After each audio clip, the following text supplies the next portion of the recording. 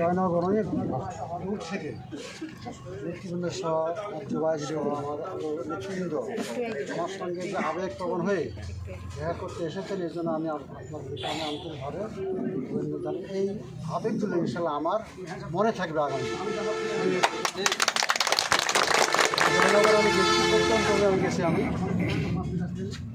রাস্তাঘাটগুলো খুবই খারাপ, সংস্কার করতে হবে ইনশাল্লাহ। যদি আমি নির্বাচিত হতে পারি এটাই সেই সংস্কারের কাজ আগে করব জয়নগরের প্রত্যন্ত।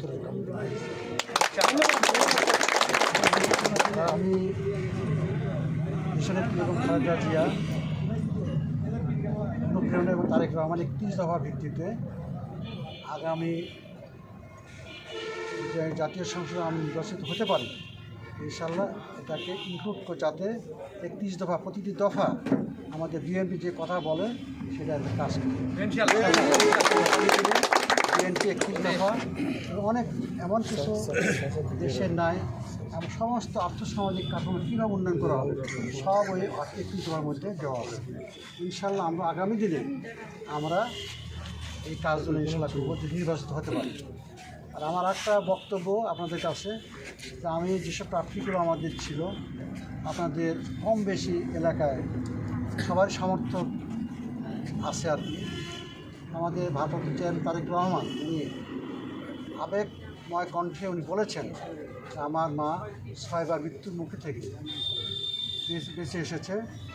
আমার মা যদি ইচ্ছা করতেন তাহলে কিন্তু বাংলাদেশে থেকে অতি আরামে আমার কাছে এসে বসবাস করতে থাকতে পারে, কিন্তু আমার মা দেশের মানুষের কথা চিন্তা করে, দেশের মানুষের মহব্বত করে আমার মা দেশটা করেনি। আর আমার মায়ের দেশের ছাড়া অন্য কোনো জায়গাও নেই। সুতরাং আমার মা আপনাদের পাশেই আছে। সুতরাং আপনারা সেই দিক চিন্তা ভাবনা করে আপনারা ঐক্যবদ্ধভাবে ধানেশকে জয়যুক্ত করা হবে।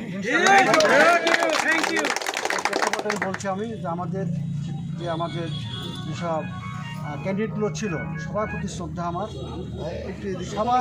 সবার যোগ্যতা ছিল, কম বেশি সবার যোগ্যতা ছিল।